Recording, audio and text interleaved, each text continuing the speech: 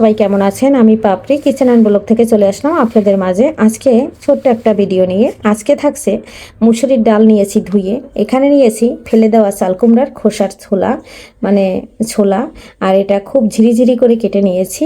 আর ওর সাথে আলু কেটে নিয়েছি, সেটাও কিন্তু খোসা ফেলিনি, যেহেতু ফেলে দেওয়া জিনিসের রেসিপি করব তাই আলুর খোসাও না ফেলে খুব সুন্দর করে আলুটা কেটে নিয়েছি ধুয়ে, আর ছোলা সহ কেটে নিয়েছি। আর এদিকে চালকুমড়ার দুটা চালকুমড়ার খোসা নিয়েছি।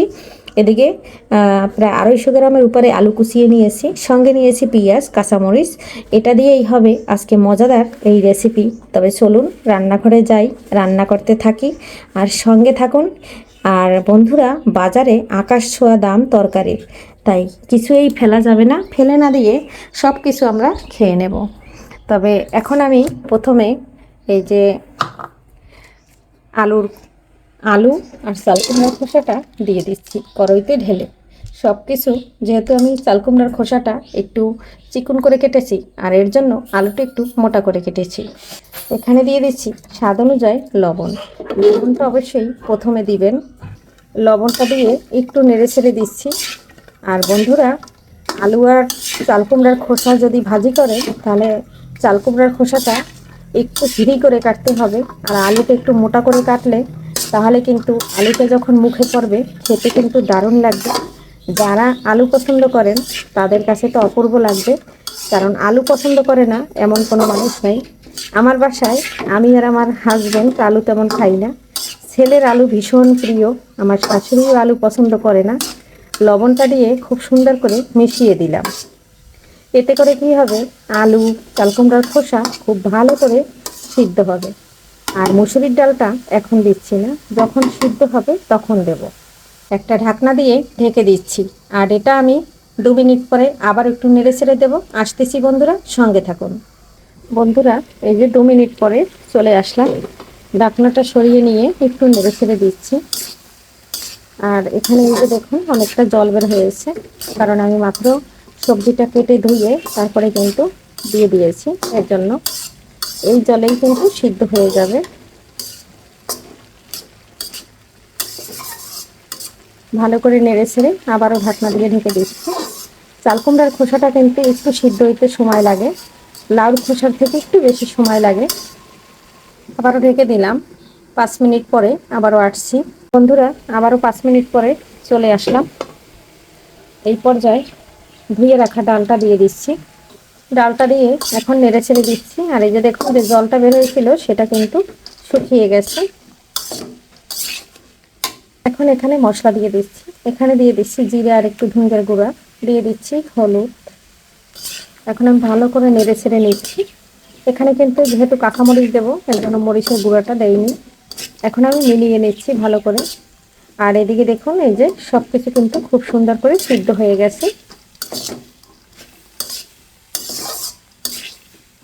কারেন্ট চলে গেছে। নেড়ে ছেড়ে ভালো করে মিশিয়ে নিলাম। এখন আমি ফ্রাই প্যানে তেল দিয়ে একটু ফোড়ন দিয়ে দেব।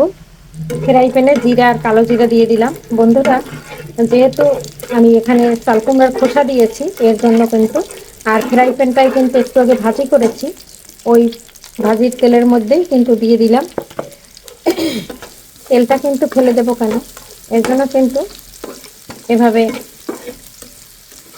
মাত্র মাছ ভাজি করে নিয়েছি, সেই তেলের ভিতরেই আমি পেঁয়াজ কাঁচামরিচটা একটু ভেজে দেব, তাহলে কাঁচা গন্ধটা আসবে না। পেঁয়াজটার কিন্তু কাঁচা গন্ধটা চলে গেছে। এই পর্যায়ে কিন্তু আমি ঢেলে দেব।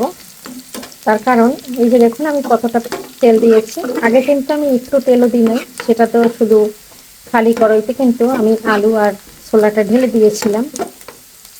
এর থেকে বেশি ভাজবো না। বন্ধুরা, এই যে দেখুন সব কিছু ঢেলে দিয়ে এখন এই যে মিশিয়ে দিচ্ছি। আর এদিকে ডালটা দেখুন সিদ্ধ হয়ে গেছে।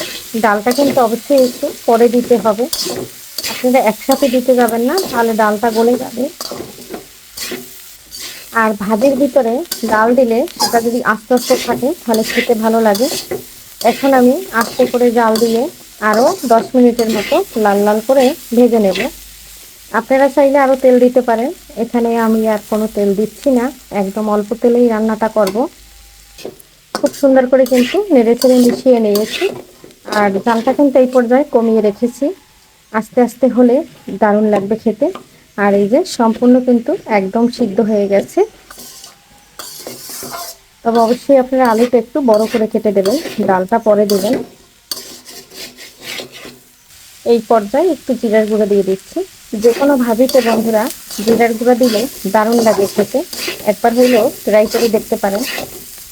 এতে করে সবজির যে একটা এক্সট্রা গন্ধ আছে সেটা কিন্তু আসে না। আর এই যে দেখুন নেড়ে চেড়ে খুব সুন্দর করে কিন্তু মিলিয়ে দিলাম। আর এদিকে ফাইনাল লুকটা কিন্তু ভাজার কালারটা চলে আসছে। আরও 2 মিনিটের মতো ভেজে নেব। বন্ধুরা ফেলে দেওয়া জিনিসের যে এত সুন্দর একটা টেস্ট আসে, দেখুন আমার ভাজির কালারটা। আমি কিন্তু আবারও 2 মিনিট পরে চলে আসছি। ফাইনাল লুকটা আপনাদের দেখাচ্ছি। ভাজিটা কিন্তু একদম ডান হয়ে গেছে। দেখতে যেরকম লোভনীয়, এটা কিন্তু চাইলে আপনারা ভাত, রুটি, পরোটার সাথে খেয়ে নিতে পারেন। যারা সবজি প্রেমিক তাদের তো কথাই নাই। আমার ডালটা কিন্তু আস্ত আস্ত আছে, আর সবজিটাও খুব সুন্দর করে একদম ভাজা হয়ে গেছে। আর কত অল্প তেল মশলা দিয়ে আমি ভাজিটা করে নিলাম। কিভাবে করে নিলাম সেটাই তো আপনাদের সাথে শেয়ার করলাম। আশা করছি আপনাদের ভিডিওটি খুবই উপকারী ভিডিও, কাজে আসবে। আপনারা যারা অল্প তেল দিয়ে রান্না করতে পারেন না, তারা এইভাবে রান্না করে নিতে পারেন এই রেসিপিটি ফলো করে। এতে কিন্তু যে ভাজিতে তেল দেখা যায় না সেটা কিন্তু নেই। যে দেখুন তেলে কিন্তু হয়েছে। কারণ আপনারা যদি এই ভাজিটা বসানোর সময় যদি পেঁয়াজটা মরিচটা ভেজে তেলের ভিতরে দিতেন, বেশিরভাগ তেলটা উড়ে যেত। কারণ সবজি ধোয়ার পরে কিন্তু অনেকটা জল থাকে, তাই কিন্তু আমি আগে দেই নাই, পরে দিয়েছি। পরে দিলে কিন্তু একটু তেলও আমার উড়ে যায়নি। এর জন্য যতটুকু দিয়েছি ততটুকুই কিন্তু একদম পারফেক্টভাবে হয়েছে। যখন ভাজিটা পারফেক্টভাবে ভাজা হবে তখন কিন্তু আর কড়াইতে লেগে যাবে না। এই যে দেখুন একদম লেগে যায়নি।